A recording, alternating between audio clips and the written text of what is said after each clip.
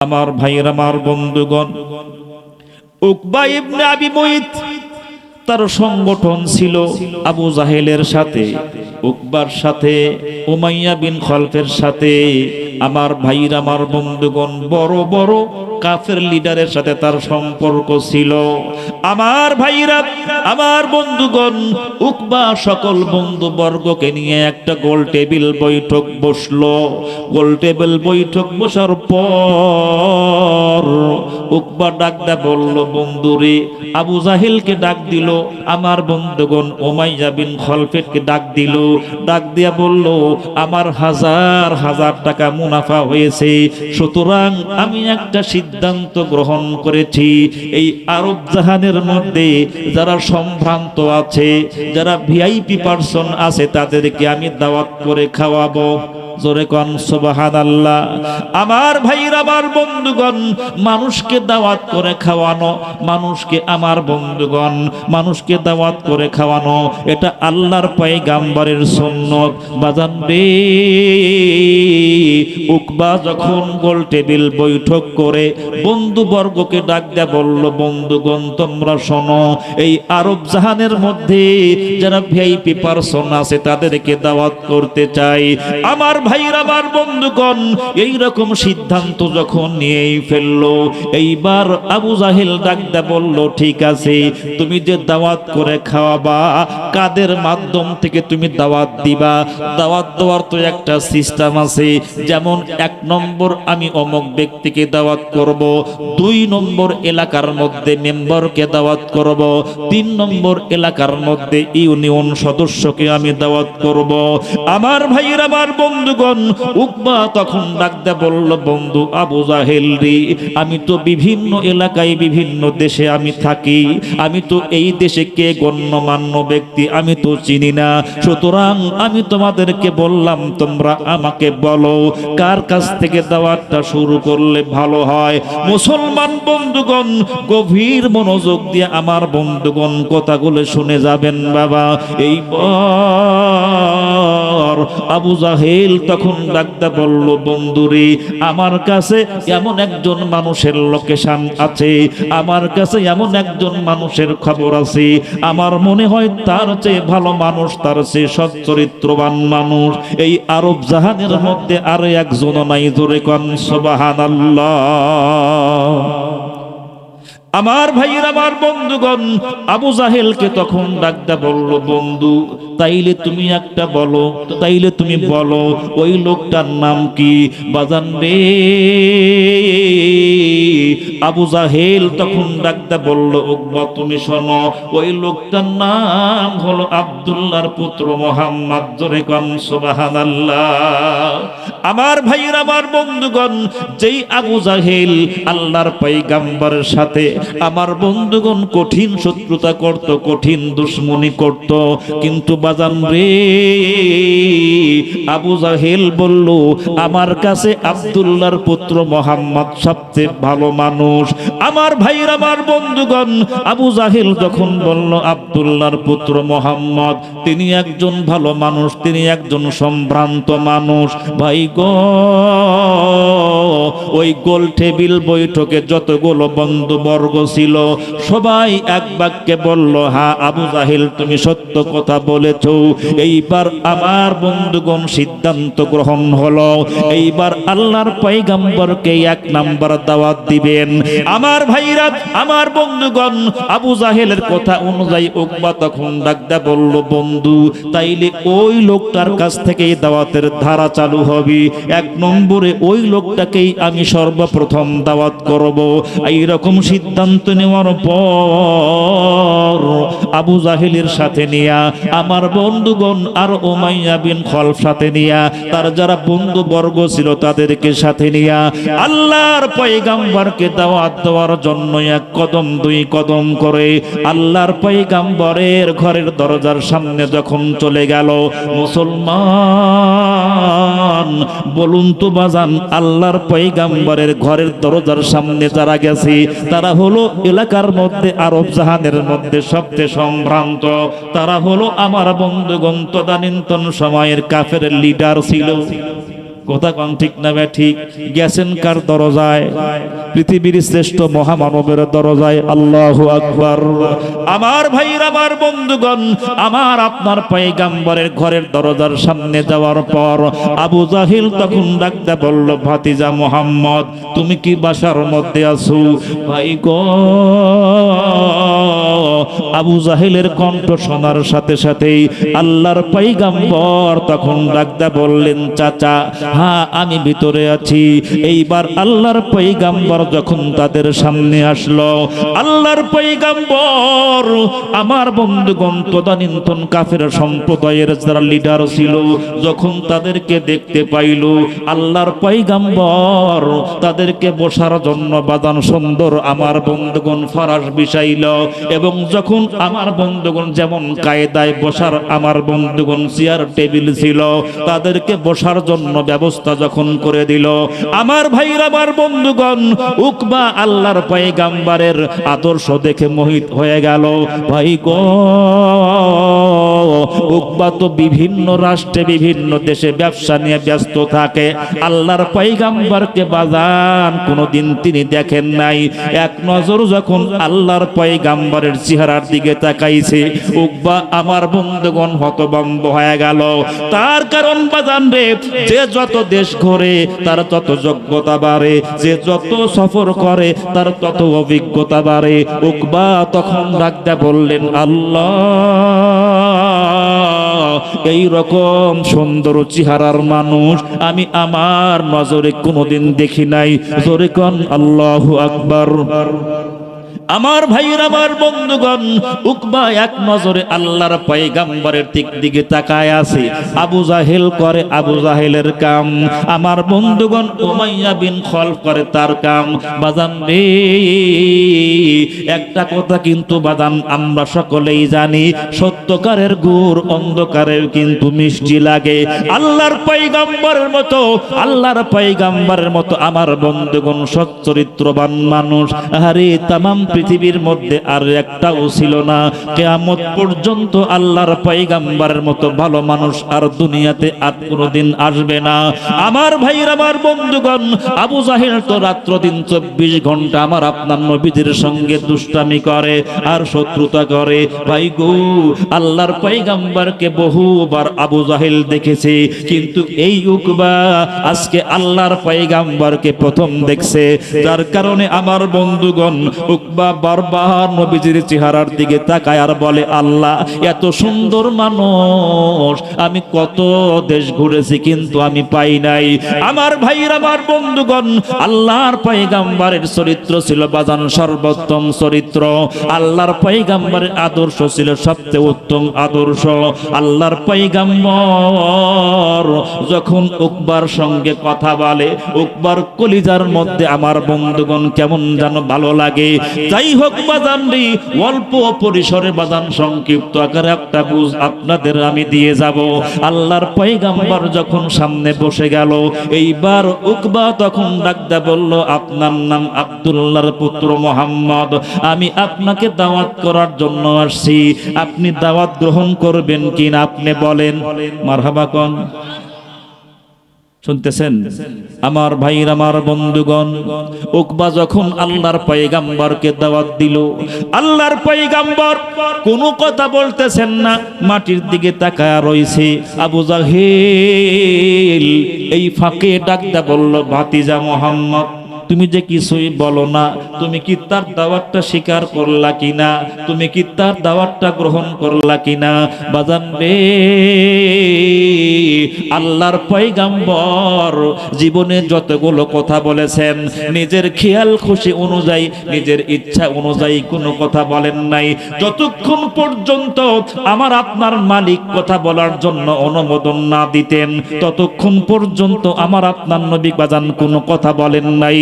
আল্লাহর পয়গম্বর যখন তাকে দাওয়াতটা বাজান দিল, আল্লাহর পয়গম্বর আমার বন্ধুগণ মাটির দিকে তাকায় রইছে। দেখি আল্লাহ কি দাওয়াত গ্রহণ করার কথা বলে নাকি দাওয়াত গ্রহণ করার কথা না বলে। ভাই গো, যখন আল্লাহ পাকের ফেরেশতা জিবরাইল নবীজির কানে কানে বলে দিলেন, ওগো পয়গম্বর, আল্লাহ পাক আপনাকে দাওয়াতটা গ্রহণ করার কথা বলছেন। সুবহানাল্লাহ কান। আমার ভাইরা, আমার বন্ধুগণ, আল্লাহর পয়গম্বর এইবার ডাকতে বললেন, চাচা আমি আপনার দাওয়াতটা গ্রহণ করলাম, আগামী সোমবারের দিন আমি আপনার বাড়িতে যাব ইনশাআল্লাহ। জোরে কোন সুবহানাল্লাহ। যখন দাওয়াত দিলেন যে চাচা আগামী সোমবারের দিন বিশাল বড় একটা ভোজের আয়োজন, খানা পিনার আয়োজন, ওই দাওয়াতে আপনি সকাল 10টায় যাবেন। ঠিক আছে, পয়গম্বর বললেন আমি সকাল 10টায় তোমার বাসায় যাব। আল্লাহু আকবার।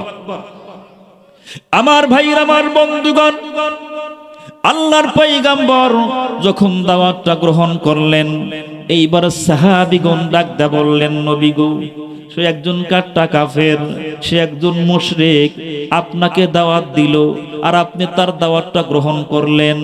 আল্লাহর পয়গম্বর এইবার ডাকদা বলল, সাহাবীরা তোমরা শোনো, আমি তার দাওয়াত খাওয়ার জন্য গ্রহণ করি নাই, বরং তাকে দাওয়াত দেওয়ার জন্য তার দাওয়াত গ্রহণ করছি। জোরে কোন সুবহানাল্লাহ। আমার ভাইরা, আমার বন্ধুগণ, কোথায় বাজান কথা মনে পড়ে যায় বাজান রে। অল্প পরিসরে আপনাদেরকে টাচ দিয়া যাব। আল্লাহর নবীজির সাথে একজন ইহুদির সন্তানের গভীর সম্পর্ক ছিল, খুবই মহাব্বত ছিল। একদিন আল্লাহর পয়গম্বর জানতে পারলেন ইহুদির সন্তান মৃত্যু শয্যায় শয়িত, লোকটা এখন মারা যাবে। আল্লাহর পয়গম্বর আর বিলম্ব করলেন না বাজান, দেরি করলেন না। ওই ইহুদির সন্তানের সাথে যে মহাব্বত ছিল, আল্লাহর পয়গম্বর তাকে দেখার জন্য গেল। বাজান রে, যাওয়ার পর পয়গম্বর তাকা দেখতেছেন ইহুদি ঘরের দরজার সামনে দাঁড়ায় রয়েছে। আল্লাহর পয়গম্বর ইহুদিকে দেখার সাথে সাথেই ডাকতে বলল, চাচা আপনার সন্তান নাকি অসুস্থ, আপনার সন্তানের সাথে আমার কলিজার সম্পর্ক, আমার খুব তার সঙ্গে মহাব্বত ভালোবাসা। ও চাচা, আমি একটু তাকে দেখার জন্য আসছি, আপনি কি আমাকে ঘরের মধ্যে যাইতে দিবেন না? আস্তে করে বাজান ঘরের দরজার থেকে দাঁড়াইলেন। এইবার আল্লাহর পয়গম্বর যখন ঘরের মধ্যে ঢুকলেন, ঘরের মধ্যে ঢোকার পর ইহুদির সন্তানের মাথার কাছে বাজান শিউরে পয়গম্বর বসে গেল। ইহুদি সামনে এসে দণ্ডায়মান হয়ে গেল। আল্লাহর পয়গম্বরকে দেখার সাথে সাথে ইহুদির সন্তান চোখের মধ্যে পানি নিয়ে কাঁদতেছে। এইবার আল্লাহর পয়গম্বরকে তার চোখের ভাষা দিয়ে বুঝাইতেছে, ওগো মুহাম্মদ, তোমার সঙ্গে যে আমার সম্পর্ক, তোমার সঙ্গে আমার যে আত্মার ভালোবাসা, আমি চাই তোমার দ্বীন গ্রহণ করব, তোমার কালেমা পড়ে মুসলমান হয়ে যাব। কিন্তু আমার বাবা তো আমার সামনেই দাঁড়ানো আছে, আমার বাবা আমার সামনে রয়েছে, আমি যদি এই মুহূর্তে আমি আপনার কালেমা পড়ে মুসলমান হয়ে যাই, তাইলে আমার বাবা আমার প্রতি ক্ষিপ্ত হয়ে যাবে। আল্লাহর পয়গম্বর এই কথা বাদান বুঝতে পারছি। অনেক সময় কিন্তু বাদান মানুষের চোখের ভাষাও কিন্তু বোঝা যায়, কথা কোন ঠিক না ঠিক? আল্লাহর পয়গম্বর ইহুদিকে এইবার ডাকতে বললেন, চাচা আপনার সন্তান নির্ঘাত মরে যাবে, এখন মৃত্যুবরণ করবে। চাচা আপনার সন্তান কালেমা পড়তে চাচ্ছে, মুসলমান হইতে চাচ্ছে, আপনি যদি অনুমতি দেন। এইবার আল্লাহর পয়গম্বরকে ডাকতে বলল, মুহাম্মদ রে, আমার সন্তান যদি এই মুহূর্তে কালেমা পড়ে মুসলমান হয়ে যায়, আমার কোনো দ্বিধাদ্বন্দ্ব নাই, আমার কোনো আপত্তি নাই। আমার ভাইরা, আমার বন্ধুগণ, এই কথা বলার সাথে সাথে ইহুদির সন্তান কালেমার বিনিময়ে মুসলমান হয়ে গেলেন। মুসলমান হওয়ার পর কিছুক্ষণ পর ইন্তেকাল করলেন। আল্লাহর পয়গম্বর হাস্যজ্জ্বল চেহারা নিয়ে বাসার মধ্যে প্রত্যাবর্তন করলেন। মুসলমান বন্ধুরে, আল্লাহর পয়গম্বরের মন ছিল, দিল ছিল মানুষকে ইসলামের দিকে আহ্বান করার জন্য। আল্লাহর পয়গম্বর সাহাবীদেরকে ডাকতে বললেন, বললেন, রে আমার সাহাবীরা, আমার একজন ইহুদি দোস্ত ছিল, বন্ধু ছিল, এই মাত্র কালেমা পড়ে মৃত্যুবরণ করছে।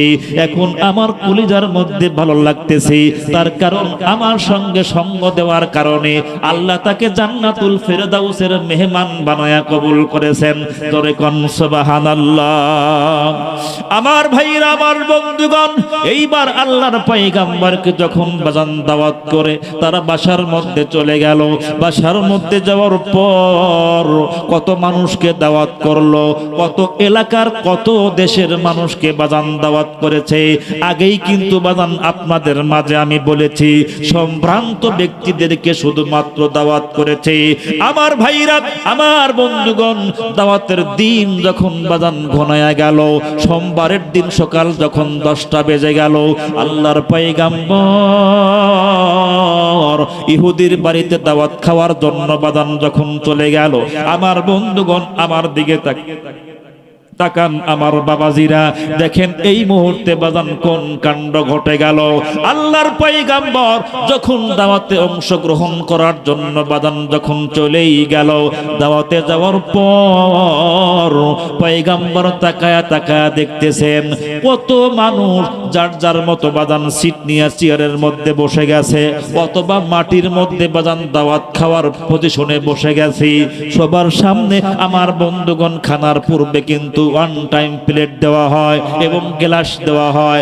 আল্লাহর পয়গম্বর এই মুহূর্তে তাকা দেখতেছেন বসার কোনো জায়গা নাই। আরে বসার কোনো বাজান জায়গা ফাঁকা নাই। আমার আপনার মতো লোক হইলে আমরা বলতাম, চাচা একটু চাপেন, আমাকে বসতে দেন, ঠিক কিনা? আল্লাহর পয়গম্বর তাও বললেন না। পয়গম্বর কেমন আদর্শবান ব্যক্তি ছিলেন বাজান। আল্লাহর পয়গম্বর চতুর্দিক ঘুরতেছেন আর দেখতেছেন কোন জায়গায় একটু জায়গা পাওয়া যায়। আল্লাহর পয়গম্বর ঘুরতে ঘুরতে দেখতে পাইলেন এক কর্নারে একটা জায়গা ফাঁকা। জোরে কোন সুবহানাল্লাহ। কষ্ট হচ্ছে আপনাদের? একবার তাকবীর দেন, লিল্লাহি লিল্লাহি তাকবীর। আমার ভাইরা, আমার বন্ধুগণ, আল্লাহর পয়গম্বর যখন এক কর্নারে একটা জায়গার মধ্যে যখন বসে গেছেন, এইবার পয়গম্বরের সামনে বাজান ওয়ান টাইম এসে গেল। এইবার সবার সামনে যখন খানা বিতরণ হয়ে গেল, সবাই খানা খাওয়া শুরু করছে। ভাই গো,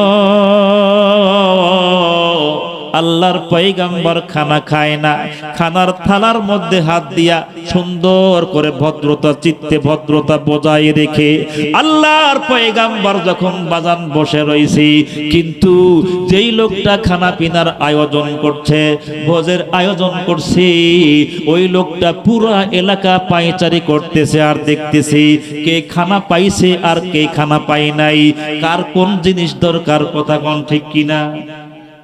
আয়োজন যিনি করে তিনি কিন্তু বাজান বসে থাকে না, দেখে কার কোন অসুবিধা, কার কোন চাওয়া আছে, কার কোন অসুবিধা আছে। আমার ভাইরা, আমার বন্ধুগণ, উকবা ইবনে আবু মুইত আমার বন্ধুগণ ঘুরে ঘুরে দেখতেছি। এইবার আমার আপনার নবীজির প্রতি যখন তার নজরটা চলে গেছে, এইবার তাকা দেখে সবাই খায়, কিন্তু সর্বপ্রথম যার কাছ থেকে দাওয়াত শুরু করলাম ওই লোকটা তো খায় না। কেন খায় না? এইটা দেখার সাথে সাথেই এক কদম দুই কদম করে হাঁটি হাঁটি পা পা করে আল্লাহর পয়গম্বরের সামনে বাজান যখন চলে গেল, আস্তে করে মিষ্টি সুরে ডাকতে বলল, ভাতিজা মোহাম্মদ, তুমি কি জন্য খাবার খাও না? তোমার কি কোনো সমস্যা আছে নাকি, নাকি তোমার কোনো অসুবিধা আছে? আল্লাহর পয়গম্বর এইবার ডাকতে বললেন, চাচা গো, আমি আপনার বাড়িতে দাওয়াত খাইতে আইছি, আমার একটা কথা আছে, যতক্ষণ পর্যন্ত আপনি না শুনবেন ততক্ষণ পর্যন্ত আমি মোহাম্মদ এক লোকমা খাবার খাবো না। জোরে কোন সুবহানাল্লাহ। ময় মুরব্বিরে কয়, ছাগল কিন্তু তেরে প্রাণী, তেরে একটা প্রাণী, তাই না বাজান? ছাগলকে দাবরা ধরা যায় না। ময় মুরব্বিরে কয়, ছাগল ধরবে কখন? শোনাবার নেই যখন, ঠিক কিনা? আমার ভাইরা, আমার বন্ধুগণ, উকবা যখন জিজ্ঞেস করতেছে তুমি কি জন্য খাও না বাবা, আল্লাহর পয়গম্বর ডাকতে বললেন, চাচা আমি তো আপনার দাওয়াত খাওয়ার জন্য আইছি, তবে চাচা গো এই মুহূর্তে একটা কথা আপনাকে মানতে হবে, যদি আপনি মানেন তাইলে আমি আপনার খাদ্য খাবো। কি বেটা কি কথা আমাকে মানতে হবে? আল্লাহর পয়গম্বর এইবার ডাকদা বলল, চাচা এই মুহূর্তে আপনাকে কালেমা পড়ে মুসলমান হওয়া লাগবে, তাইলে আমি আপনার খানা গ্রহণ করব। সুবহানাল্লাহ কোন।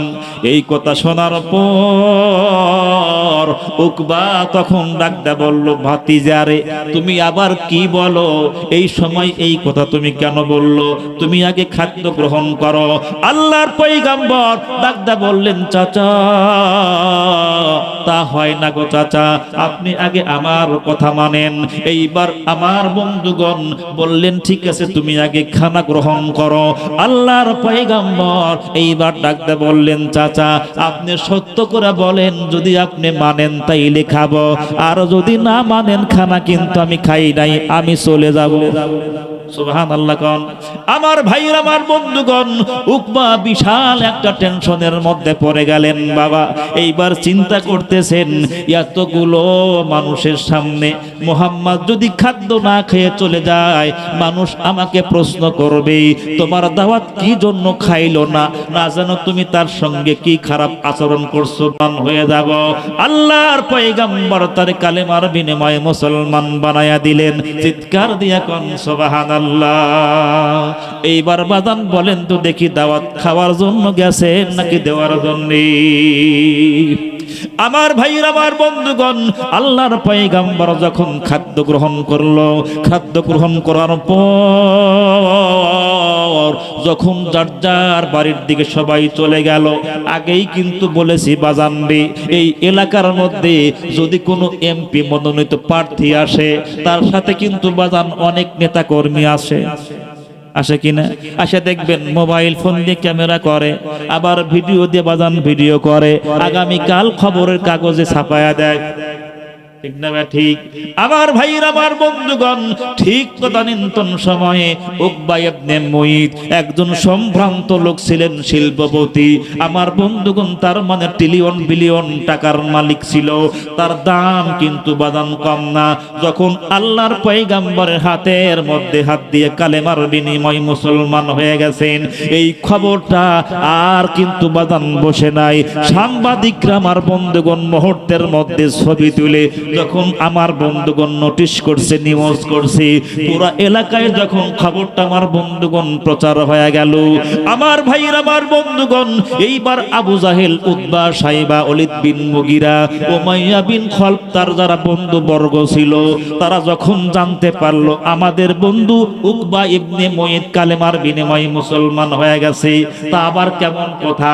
আমার ভাইরা আমার বন্ধুগণ, মুহূর্তের মধ্যে সবাই যখন এক জায়গায় একত্রিত হয়ে গেছে, সবাই মিলে এক জায়গায় একত্রিত হওয়ার পর এইবার তারা সেখান থেকে স্লোগান শুরু করছে, মানি না, মানবো না, মানবো না, মানি না। এরকম স্লোগান দিতেছে। স্লোগান দিতে দিতে যখন উকবার বাসার সামনে চলে গেছে, এইবার উকবা যখন শুনতে পারছে আমার বাড়ির আঙ্গিনার ভিতরে কারা যেন বলতেছে, মানি না, মানবো না। কি কথা মানবে না দেখি তো আগে। আমার ভাইরা আমার বন্ধুগণ, উকবা যখন বাহির বারান্দার মধ্যে চলে আসলো বাবা, বাহির বারান্দার মধ্যে আসার পর তাকা দেখলো আবু জাহেল, ওলীদ বিন মুগিরা, আমার বন্ধুগণ উমাইয়া বিন খলফ, তারা আরব জাহানের লিডার। এইবার আমার বন্ধুগণ উকবা ডাকদা বলল, বন্ধুগণ তোমরা কি বলো, কি মানি না, মানবা না? কয় তুমি নাকি কালেমার বিনিময়ে মুসলমান হয়ে গেছো। কয় কি শুনছো তোমরা? এটা তো ভুয়া খবর। বল না, আসলেই বাস্তব শুনছি। জোরে কর নাউজুবিল্লাহ। উকবা বলতেছে যে তোমরা যে শুনছো যে কালেমার বিনিময়ে মুসলমান হয়েছি, এটা আসলে ভুয়া সংবাদ। নাউজুবিল্লাহ কোন। এক মুখে দুই কথা যে বলে, ও মুনাফিক, পাক্কা মুনাফিক। ঠিক না ঠিক? রাগ করতেছেন? এরকম লোক আমাদের দেশে আছে না নাই? দেখবে যে আপনার সামনে এক কথা, ফাঁকে যায় আরেক কথা। কয় আমি তোমার দলে। ও যখন শব্দ গায়, তুই ওই দলে কে? বল না আমি। এরকম লোক আছে না নাই? এই সময় যে কি একটা বিপদ, হ্যাঁ, কেউ দাড়িপাল্লা আবার কেউ ধানের শীষ। যখন দাড়িপাল্লা ধরে না রে ভাই আমি তো তোরই পক্ষে, আবার ও যখন না আমি তো তোরই পক্ষে, এরকম আছে না নাই? বাজার বিশ্বাস করেন, আমরা দেখি হাটে বাজারে গরু বিক্রয় হয়, আবার দেখি মানুষও 500 টাকাতে বিক্রি হয়। ভোটের সময় 500 টাকা দিলে কাজ হয়ে যায়, ঠিক না ভাই? ঠিক। এরকম মুনাফিক আছে না নাই? ভোট একটা আমানত, আপনি কাকে দিবেন? সচ্চরিত্রবান ব্যক্তিকে ভোট দিবেন। যেই ব্যক্তি সচ্চরিত্রবান আল্লাহওয়ালা ব্যক্তি, তাকে ভোট দিলে কিয়ামতের ময়দানে আল্লাহ পাকের কাছে জবাবদিহি দেওয়া লাগবে না। চোর, বদমাশ, বাটপার, চাঁদাবাজ এমন লোককে ভোট দিলে সে যত চুরি করবে কিয়ামতের দিন তার এক অংশ আপনার আমলনামায় জমা হবে। নাউজুবিল্লাহ, সবাই আলেমা নাউজুবিল্লাহ। আমাদের দেশের রাজনৈতিক নেতা কর্মী যারা আছে এরাও কিন্তু রাজনৈতিক ওয়াদা করে। ভোটের আগে আসলে কয় আমি ব্রিজ করে দেবো, আমি আপনাদের এলাকায় কাঁচা ঘর পাকা বানায় দেবো, কয় না? আবার আপনাদের বাঁশও দেবো, কয় কি না? এরকম কয় কি না? ভোটের পরে যখন নির্বাচন যখন জয়ী হয়ে যায়, যখন জিজ্ঞেস করেন যে স্যার আপনারা বলছেন এটা দেবো, বলে আরে বেটা ওটা আমার রাজনৈতিক ওয়াদা ছিল, ঠিক কিনা? এরকম বলে। কিন্তু তো উকবা একই কায়দায় বলতেছে, দোস্তরে আমি যখন তাকে দাওয়াত করলাম, আমার বাসায় খানা পিনা সামনে নিয়ে বসছে, এখন খাবে আর খায় না, বলে আমাকে বলতেছে কালেমার পড়তে হবে, মুসলমান হইতে হবে, তা যদি না করেন আমি খাবই না। আমি এখন দেখতেছি আমার মান সম্মানে কালি পড়ে, আমার চরিত্র দাগ লাগে, আমি এইটা ঠেকানোর জন্য আমি বলছি ঠিক আছে আমি মুসলমান হয়ে গেছি। আমি আসলে মুসলমান হই নাই। নাউজুবিল্লাহ। কতবার পাকা মুনাফিক। কয় আমি আসলে মুসলমান হই নাই। কয় না, তুমি আসলেই মুসলমান হইছো। বলে এটা যদি বাস্তব প্রমাণ করতে চাও যে তুমি মুসলমান সত্যি সত্যি হও নাই, দুইটা কাজ করতে হবে। নাউজুবিল্লাহ। দেখেন সঙ্গ মানুষকে কত খারাপ পর্যায়ে নিয়ে যায়। আমার ভাইরা, আমার বন্ধুগণ, আবু জাহেল তখন ডাকদা বলল, বন্ধুরে আমি বিশ্বাস করব দুইটা পন্থা তুমি যদি অবলম্বন করতে পারো, দুইটা কাজ তুমি যদি করতে পারো, তাইলে আমি মনে করব তুমি আসলেই মুসলমান হও নাই। উকবা তখন ডাকতে বলল, ঠিক আছে তাইলে আমাকে কি করতে হবে? মুসলমান বন্ধুগণ, এইবার আবু জাহেল বলল, তোমাকে মুহাম্মাদের দরবারে যাওয়া লাগবে। যাওয়ার পর তুমি বলবা, মুহাম্মদ তুমি যে আমাকে বেকায়দায় ফালাইয়া আমারে যে মুসলমান বানাইছো, আমি তোমার কালেমা ঘরত দিয়া গেলাম, আমি তোমার কালেমা ফিরিয়ে দিলাম, আমি তোমার কালেমা মানি না, আমি তোমার কালেমা প্রত্যাখ্যান করলাম। নাউজুবিল্লাহ। কোন কপাল যদি পড়ে এমনি পড়ে, কপাল যদি একবার ভাঙ্গে, ভাঙ্গা কপাল আর জোড়া লাগে না। আমার ভাইরা, আমার বন্ধুগণ, যখন আবু জাহেল বলল এই কাজ তোমাকে করতে হবে, উকবা তখন মাথা দিয়া কয় ঠিক আছে আমি রাজি। নাউজুবিল্লাহ। আমার ভাইরা, আমার বন্ধুগণ, দ্বিতীয় নম্বরে আর একটা কথা আবু জাহেল শিখিয়ে দিচ্ছি, উকবারে মুহাম্মদকে বলবা তুমি যে আমাকে বিপদে ফালায়া মুসলমান বানাইছো, আমি তোমারে ঘৃণা করি, আমি তোমারে পছন্দ করি না, আমি তোমাকে ঘৃণা করি, এই কথা বলে মুহাম্মদের চেহারায় তোমাকে থুতু মারা লাগবে। জোরে কোন নাউজুবিল্লাহ। আমার ভাইরা, আমার বন্ধুগণ, আমার দেশের কিছু কিছু যুবক ভাই আছে, যদিও নামাজ পড়ে না, যদিও রোজা রাখে না, যদিও সুন্নাত মানে না, তারপরেও নবীজির অপমান তারা বরদাস্ত করবে না। কথা কোন ঠিক না ঠিক? আমার ভাইরা, আমার বন্ধুগণ, আবু জাহেল যখন বললেন মুহাম্মাদের দরবারে তুমি যাইয়া বলবা মুহাম্মদ আমি তোমাকে ঘৃণা করি, এই কথা বলার পর মুহাম্মদকে থুতু মারতে হবে। এইবার আমার বন্ধুগণ, বন্ধুবর্গকে খুশি রাখার জন্য, আহারে বন্ধুবর্গকে আমার বন্ধুগণ সন্তুষ্ট রাখার জন্য, আমার ভাইরা, এইবার উকবা যখন স্বীকারোক্তি প্রদান করলো, এইবার আবু জাহেল বলল ঠিক আছে তাহলে এই মুহূর্তেই তুমি চলো, তোমার পিছনে পিছনে আমরাও যাব। নাউজুবিল্লাহ। কষ্ট হচ্ছে আপনাদের? আমার ভাইরা, আমার বন্ধুগণ, আবু জাহেল যখন এই রকম বাদান শিখাইয়া দিল, বন্ধু বর্গ যারা ছিল সবাই পিছনে পিছনে হাঁটতেছে, উকবা সামনাসামনি যাইতেছে।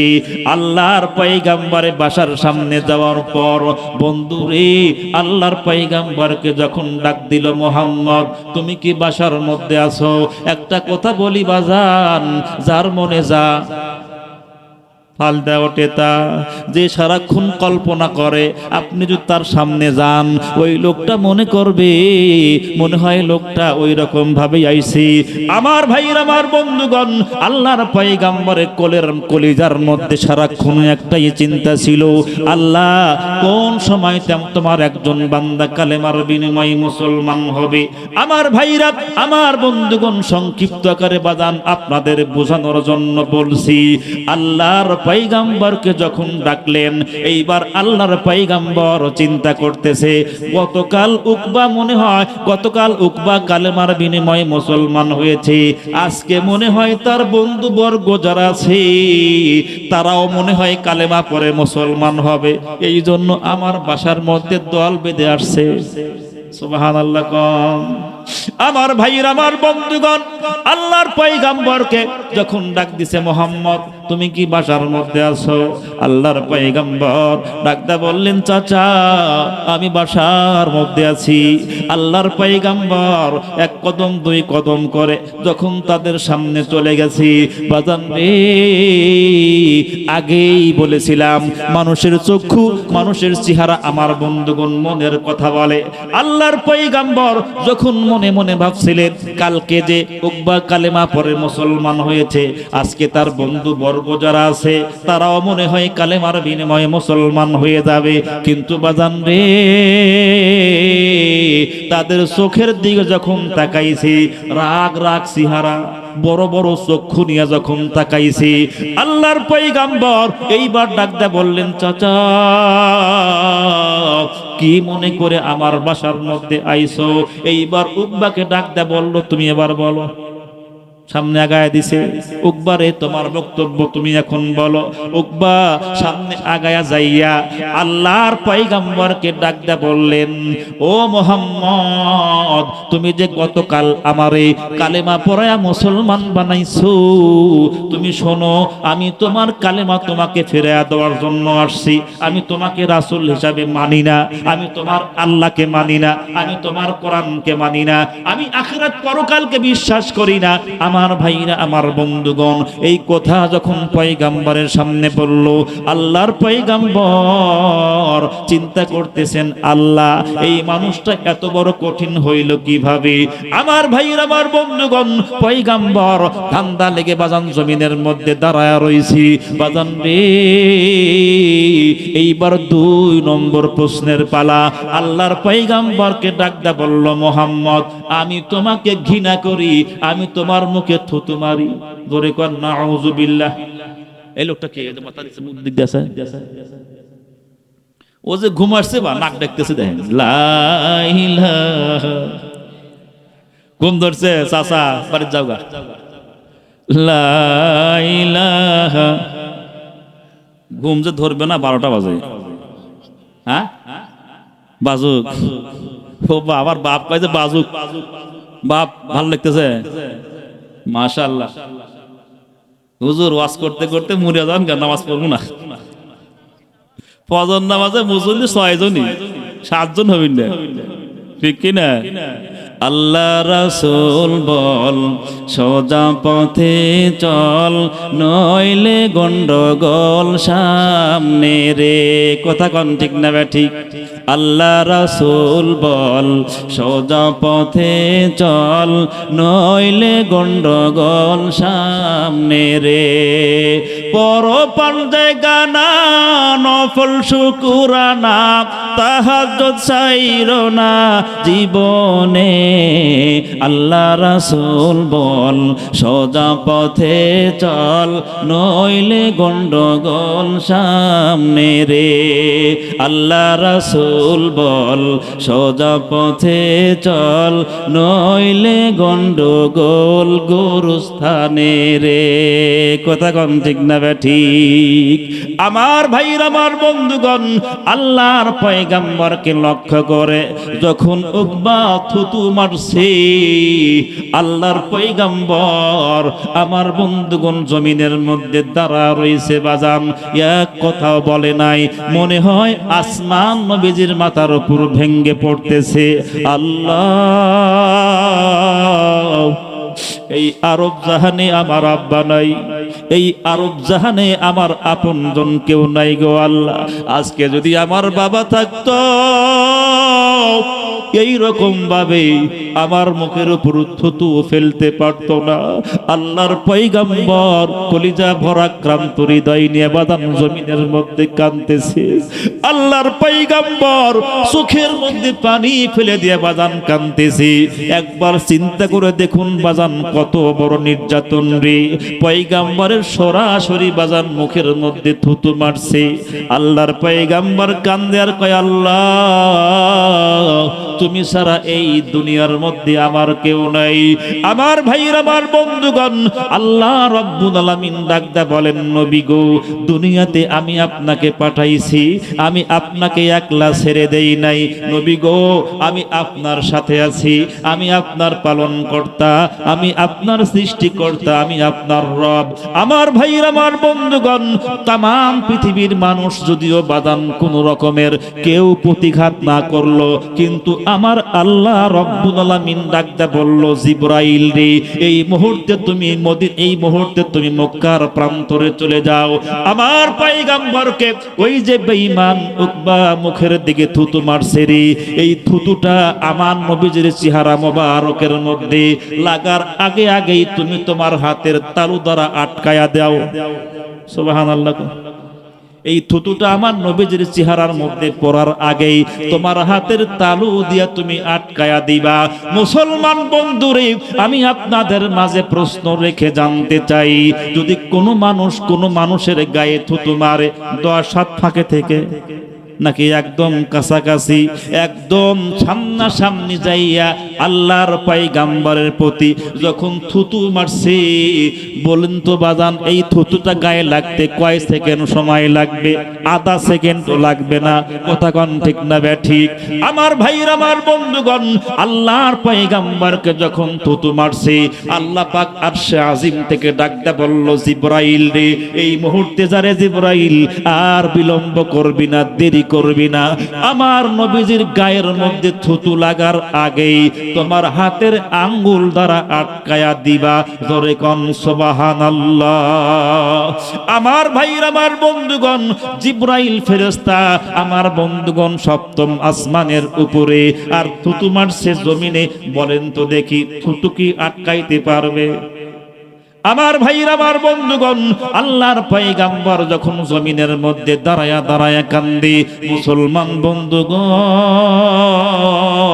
ফেরেশতা জিবরাইল চোখের পলকে ধা করে পয়গম্বরের সামনে দণ্ডায়মান হয়ে গেল আমার ভাইরা আমার বন্ধুগণ উকবা যখন থুতু মারছে বাবা আল্লাহর পয়গম্বরের চেহারা মোবারকের সামনে এই রকম ভাবে হাতটা আগায়া দিয়া থুতু যখন আটকা দিছে থুতু মারছে উকবা এইবার থুতু লাগছে জিবরাইলের হাতের মধ্যে সুবহানাল্লাহ এরকম সুবহানাল্লাহ বলে পিটন ছাড়া উপায় নাই ঠিক না ঠিক লিল্লাহি তাকবীর না 8টার স্লোগান হয় নাই এখন বাজে 12টা এই স্লোগানের দ্বারা বুঝাইতে রাত 8টা লিল্লাহি তাকবীর হলো না সমস্ত শক্তি গোলার কাছে নিয়ে এসে বলতে হবে রহমত মাথার উপরে আল্লাহর নামের স্লোগান দিতে কারে কোনো আপত্তি আছে একবার চেংরা বুড়া সব একসাথে লিল্লাহি তাকবীর লিল্লাহি তাকবীর আল কোরআনের আলো কোরআন ঘরে ঘরে কে সংসদে যান। এতদিন তো ঘরে ঘরে জ্বালা দেখছি এই পর্যন্তই, ঠিক কিনা? এখন সংসদে কোরআন জ্বালতে হবে। সংসদে যদি কোরআন চালু হয় সারা বাংলাদেশে শান্তির বাতাস প্রবাহিত হবে। কথা কোন ঠিক না বাটি? লিল্লাহি তাকবীর। আল কোরআনের আলো, কোরআন হাদিস যেখানে, আলেম ওলামা যেখানে, লিল্লাহি তাকবীর। আমরা তো সরাসরি বলতে পারি না, আকার ইঙ্গিতে দিয়ে গেলাম। আল্লাহ কবুল করুক, আমিন। আমার ভাইরা, আমার বন্ধুগণ, এইবার যখন জিবরাইল ফেরেশতা হাতের মধ্যে থুতু লাগছে, বলেন তো দেখি বাজান, আল্লাহর পয়গাম্বর সেভ হয়েছে কি হয় নাই? আমার ভাইরা, আমার বন্ধুগণ, আমার আল্লাহ রাব্বুল আলামিন ডাকতে বললেন, নবী গো, এই দুনিয়াতে যদিও আপনার আব্বা নাই, এই দুনিয়াতে যদিও আপনার আম্মা নাই, নবী গো, আপনার সাথে যদি আমি আল্লাহ থাকি, আপনার আর কি কোনো চিন্তা আছে? মুসলমান বন্ধুরে, আল্লাহ রাব্বুল আলামিন যখন বললেন, জিবরাইল তোমার হাতের মধ্যে থুতু লাগছে, তুমি এবার কি করবা? এইবার জিবরাইল আল্লাহকে ডাকতে বললেন, আল্লাহ আমারও তো একই প্রশ্ন, আমাকে বলছো তুমি থুতুটা আটকায় দাও, আমি আটকাইছি, বলো মালিক আমি এখন এইটা কি করব? মুসলমান ভাইরা, আমার বন্ধুগণ, আমার আল্লাহ রাব্বুল আলামিন ডাকতে বললেন, জিবরাইল রে, তোমার হাতের মধ্যে যে থুতু লাগছে, এই থুতুটা রে আগুনের ফুলিঙ্গ বানায়া, আগুনের আঙ্গার বানায়া ওই বেঈমানের চেহারা বরাবর মারিয়া দাও। জোরে কোন সুবহানাল্লাহ। লা ইলাহা,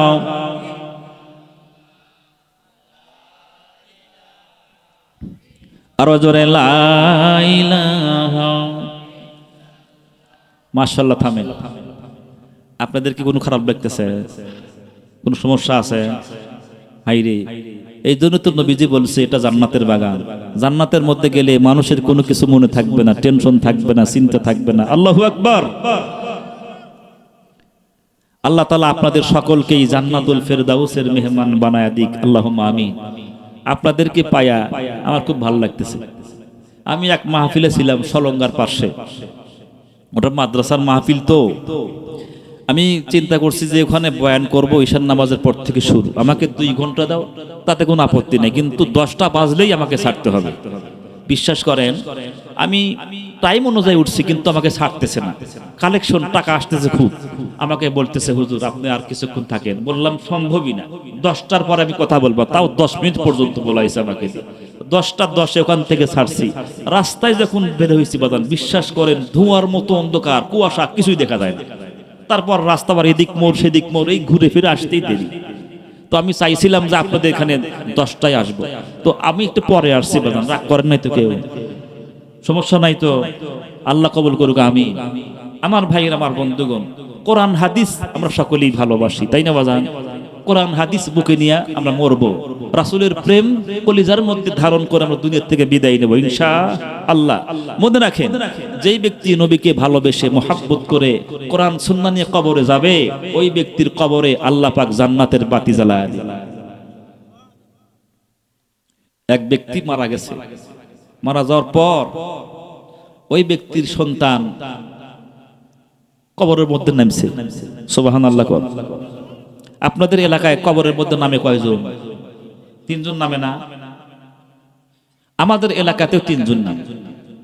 কবরের মধ্যে যখন 3 জন নামে, কিছুক্ষণ পরে কিন্তু একজন ওঠে, তারপর থাকে কয়জন? কিছুক্ষণ পর আরেকজন ওঠে। আমার ভাইরা, আমার বন্ধুগণ, এই জন্য কবি একটা কথা, কবরে থাকবে না এয়ার কন্ডিশন, কবরে থাকবে না এয়ার কন্ডিশন, নরম বিছানা পাইয়া তুমি আরাম করছো মন, কবরে থাকবে না এয়ার কন্ডিশন, কবরের খাট পালঙ্ক হবে রে তার মাটি, তার উপর থাকিবে না বিছানা পাটি, দাও যত চান্দি সোনা মুনকার নকির ঘুষ খাবে না, মাওলানা কই বন্ধ করে দিবে টেলিফোন, কবরে থাকবে না এয়ার কন্ডিশন। কথা কন ঠিক না ব্যাঠি? আমার ভাইরা, আমার বন্ধুগণ, যখন সন্তান আব্বাকে বিদায় দেওয়ার জন্য আহারে লাশটা নিয়ে যখন কবরের মধ্যে নামছে, কবরের মধ্যে নামার পর এইবার তাকায় দেখতেছেন কবরের এক সাইডে কেমন যেন মাটি একটু বাদান নিচু হয়ে গেছে, তার মানে গর্তর মতো কেমন যেন দেখা যায়। এই দৃশ্য দেখার পর সন্তান কেমনে কেমনে যেন দেখছে ওই যে গর্তের মধ্যে ভয়ঙ্কর একটা সর্প দেখা যায়। আহারে এই দৃশ্য দেখার পর সন্তান তখন ডাকতে বলল, ও আমার চাচা, আমি আমার আব্বাকে এই কবরের মধ্যে মাটি দিব না। কেন রে বেটা, কবরের মধ্যে তো নামাইছো, মাটি দিব না কেন? এইবার সন্তান একটা চিৎকার দিয়ে ডাকতে বলল, ও চাচা, আমি যা দেখছি আপনারা কি দেখতে পাচ্ছেন? কই না, আমরা তো কোনো কিছু দেখি না। এইবার ডাকতে বলল, চাচা, এই সাইডে একটা দোপা গর্ত দেখা যায়, এই গর্তের মধ্যে কেমন যেন একটা সর্প আমি দেখতে পাইছি। এই রকম সর্প আমি দুনিয়াতে কোনোদিন আর দেখি নাই। মুসলমান বন্ধুরি, সন্তান তখন ডাকতে বলল, ও আমার চাচা, আমি আমার কলিজার টুকরা আব্বাকে এই অবস্থায় কবরের মধ্যে আমি রাখতে পারবো না। চাচা গো, আপনি যদি অনুমতি দেন আমার বাবার লাশটা এই কবর থেকে আমি উপরে উঠাবো। সন্তানের আমার বন্ধুগণ চিৎকার দেখে, সন্তানের আর্তনাদ দেখে সব মানুষ বাধ্য হলো লাশটাকে কবরের উপরে তোলার জন্য। আমার ভাইর, আমার বন্ধুগণ, লাশটা যখন উপরে উঠাইছে, এইবার সবাই সিদ্ধান্ত নিল আর এক জায়গায় একটা কবর খনন করো। ভাই গো, কার জন্য জানো বাজান আজকের মাহফিলটা শেষ মাহফিল? কার জন্য জানো আজকের বয়ানটা বাজান শেষ বয়ান? আমার ভাইর, আমার বন্ধুগণ, আমলের নিয়ত বাজান কথাগুলো শোনা লাগবে। যখন আর এক জায়গায় কবরটা খনন করলো, কবরটা খনন করার পর ওই কবরের মধ্যে লাশটা যখন আবার নামাইতে গেল, ঠিক একই কায়দায় ওই কবরের মধ্যে আবার বাজান গর্ত দেখতে পাইল। সন্তান তখন ডাকতে বলল, চাচা, এই কবরের মধ্যেও আমি আমার আব্বাকে রাখবো না। আমি আমার আব্বাকে এই রকম দৃশ্য দেখে কবরের মধ্যে মাটি দিতে পারবো না। মুসলমান বন্ধুরি, সবাই আমার বন্ধুগণ গালাগালি শুরু করলো। সন্তানটির বাজান বলল, তুমি সরে পড়ো। কই না, আমি আমার কলিজার টুকরা আব্বাকে এখানে রাখতেই দেব না।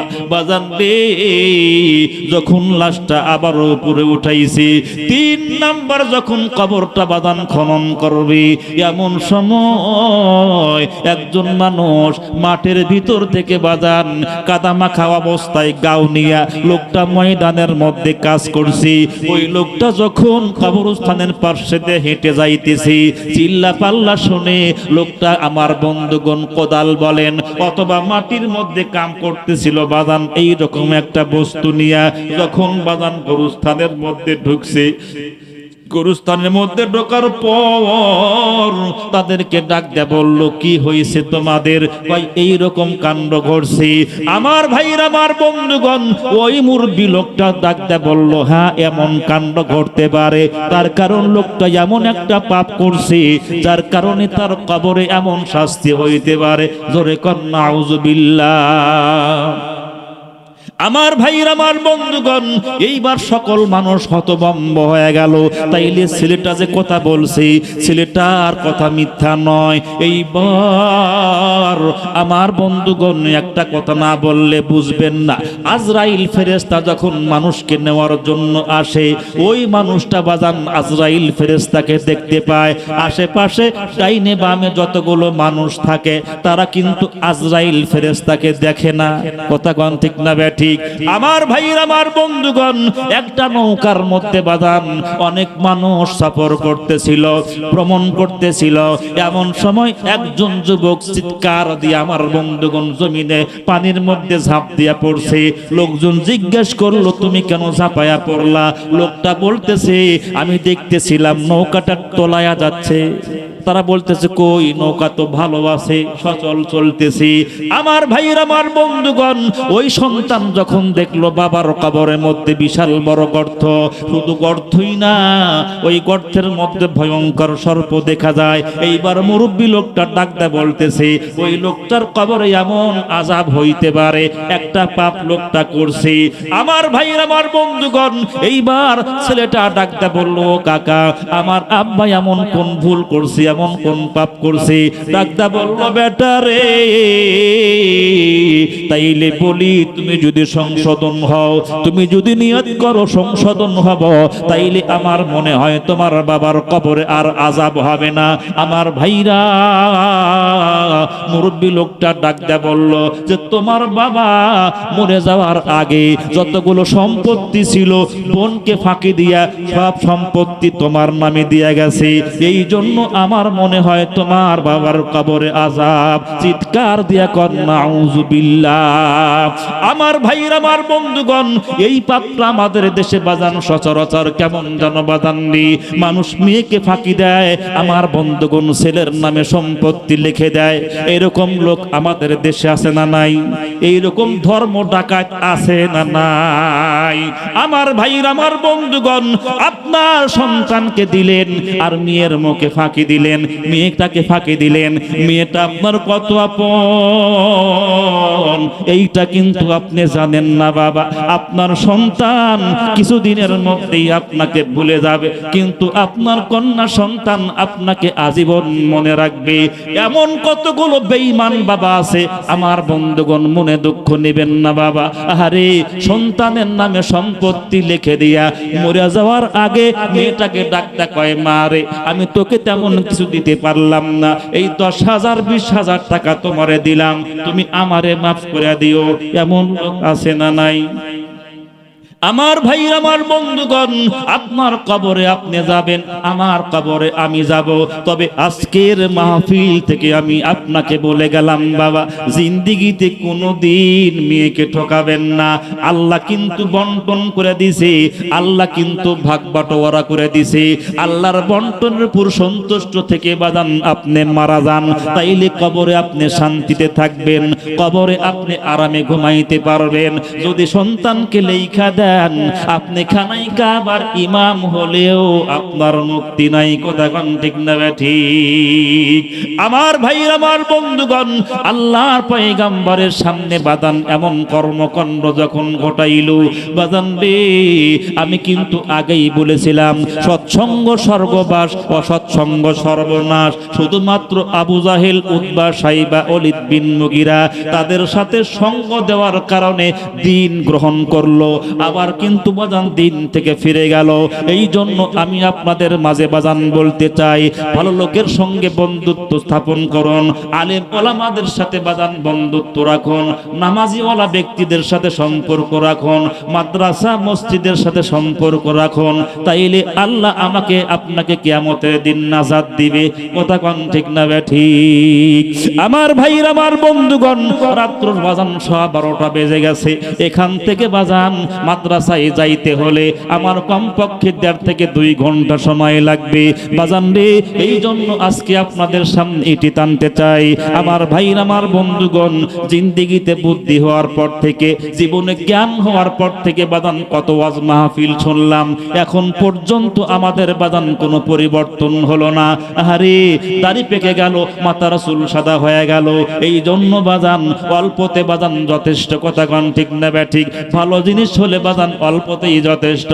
আজকে মাহফিল থেকে এতটুকুই আপনাদের বুঝাইতে চাই, বাজান সৎ লোকের সঙ্গ গ্রহণ করুন। মান তাশাব্বাহা বিকওমিন ফাহুয়া মিনহুম, যার সঙ্গে যার মুহাব্বত, তার সঙ্গেই তার কিয়ামত।